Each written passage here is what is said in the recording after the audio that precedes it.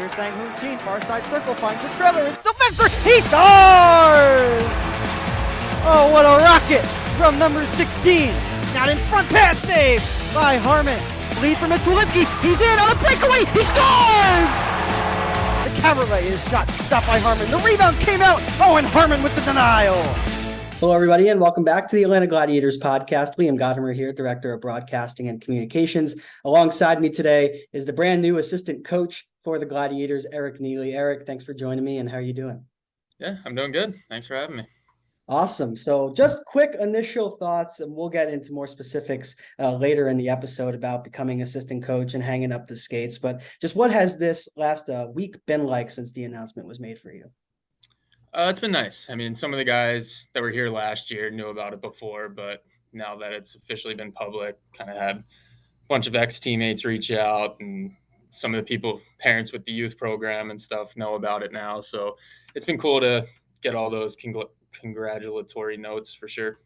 Absolutely. And let's head back to the beginning here. And you grew up in Pennsylvania. Can you just tell me how you got into hockey in the first place? I think it was either my dad or my aunt got Flyers tickets through work and went to a Flyers game. I was about 5 or 6 years old and came home and said I wanted to play hockey. Awesome. I wanted to be Eric Lindros. Yeah, absolutely. And at what age did you realize, okay, I can make a career out of playing hockey? I mean, I think that's always like the dream, obviously, when you're growing up playing. But once I went off to prep school and then college and continued to do well, I really realized like it was a realistic dream to be able to play after school. So it was always a dream, and then probably became more realistic once I got to college. Absolutely. And in further researching your career, the one season that really popped out to me was the 2007-2008 under-16 AAA team. You put up 121 points in 61 games that year. Can you just talk about your experience jumping into youth hockey at a young age and having sustained success? And what would you say to others who are thinking about getting involved with the game at that level? Yeah, I mean, that year was fun. Like, our team was pretty loaded, number one team in the country. So I think if you look at those stats, almost all of us had around 120 points too. So that was fun for sure. But I mean, anybody trying to get involved, like, you got to have fun. And obviously that year winning helped have with the fun aspect of it. But if you're not having fun, there's no point in trying to continue. Absolutely. And you start your collegiate career at Dartmouth. Can you just talk about how that went for you playing in an established Division I program and kind of leading into your pro career? Yeah, I mean, it was great. I was coming off a pretty serious injury my senior year of high school, so I wasn't quite sure how it was going to go, but I was fortunate to be in a situation where I got to play every game as a freshman. They graduated like 12 guys the year before I got there, so there was plenty of spots open, and then kind of just built from there. And let's fast forward to now. You're a week removed from both retiring and being named the assistant coach for the Gladiators, as we mentioned earlier. Just first and foremost, what went into the decision for you to hang up the skates? Injuries was a big factor in it. I mean, I got to the point this summer where I couldn't tie my own shoes, or I was struggling to even throw a tennis ball and play fetch with my dogs. And it was kind of that moment of I really had to step back and think about long-term health going forward. If as much as I'm going to miss playing, was it worth it to continue? So then talking to Nezzy and Jeff, and then the opportunity to still be involved and join the coaching staff came about. And I mean, that's a great opportunity I didn't want to miss out on. So as much as I'll miss it, I'm excited for this part of it now.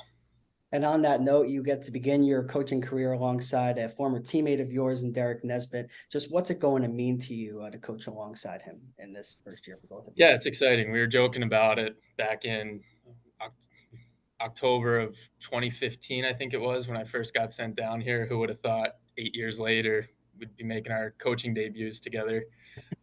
So it's definitely exciting. I mean, we're teammates for a long time. We were always talking about the game. Even his last year playing, we sat next to each other in the room. So we have a good feel for how we both think about the game. And so I think it's a good mix that we have. Absolutely. And I know the fans can't wait to see you guys together as a tandem back behind the bench. And you played 5 out of your 7 seasons on the ECHL with the Gladiators. Can you just talk about the support Glads fans have given you throughout your playing career and now after you've made this decision, what that's been like? Yeah, I mean, it's an awesome organization to be involved in. I mean, my rookie year, I got sent down from Providence. Obviously, you're disappointed anytime that happens, but the way you're treated here, it was a no-brainer to come back for my second year, and then things kind of just kept going. I like it here a lot. I mean, me and my wife live here full time now. We have for the last 4 years, and then the last couple of years, especially being involved with the youth program, with Junior Preds, Phoenix, and TPH, really got to sort of ingrain myself in the hockey community around here, along with the Glads. So it's been a lot of fun. And not only do you get to work with Derek Nesbitt, but you also get to work with Jeff Pyle as well, who you played underneath as a player for many years. Just what has that been like to learn from him going into this new role that he's had such a successful, established career in? Yeah, I mean, it's been huge. Anytime you can learn from somebody that's been around for as long as Jeff, um, is pretty valuable. I mean, I wouldn't be here without him as a player, and now everything that he's done for us, just organizational standpoint, or how to contact people, who to talk to. I mean, you don't realize when you're just playing, you don't realize how much behind the scenes stuff there is. And to have a guy who knows everything off the back of his hand the way Jeff does is invaluable for us. Totally. And now we'll get to some fan questions, and we'll start off on Instagram. And the Impact 99 asks, what is the hardest skill of your game to teach to somebody else, would you say? Um, that's a tough one. I mean, it's probably just the will to want to win. I mean, that's something you kind of either have or you don't, especially when things necessarily aren't going great. Like, it's always easy to play well when you're winning or things are going good, but to try and be that guy that can turn the tide of a game or a stretch if you're losing or something like that, just to have that will, is really hard to teach. I think you either kind of have that or you don't, and that's what separates if you can make it in pro hockey versus having a good college or junior career or something like that. And I'd imagine that's going to be an area of focus for you and the rest of the coaching staff, with a lot of youngsters coming in. A little bit of a different group this year for the Gladiators than the veteran group we've seen in the Yeah, past. it's exciting. I mean, all the young guys, they're hungry. Talking to them on the phone and through text and stuff, everybody's excited, which is always good. And then it's just maintaining that throughout the year. I mean, it's a grind, the buses, the amount of games that we have. So everybody's always excited during training camp. It's the best part of the year, but yeah, definitely a focus to keep that going throughout the year. For sure. And remaining on Instagram here, Lowland Justin, he asks, what was your favorite part of your playing career with the Gladiators? Is there a moment that stands out above all else for you? Um, I mean, I think just in general, like the last couple of years, like going and seeing the kids at the rink and they're talking about like, oh, we were at the game last night or we saw you score. That was always pretty fun. But if I had to pick one moment, it would probably be the Thrashers Blue Land night last year. Okay. This place was rocking during that, and that was a fun one. That's a good choice for sure. I definitely agree with that. We'll switch over to Facebook now. And Peyton asks, how will you transfer your on ice brilliance to our team through coaching? Is there anything in particular you're looking forward to teaching? And they also say thank you for joining Nezzy on the bench. Um, I think, well, there's obviously little nuances in it, but as a player, the way I always tried to play was I wanted everybody to play with me and not to like playing against me. So your teammates enjoyed playing with you, respected you, but your opponents hated playing against you. And that's the way I would like our team to be.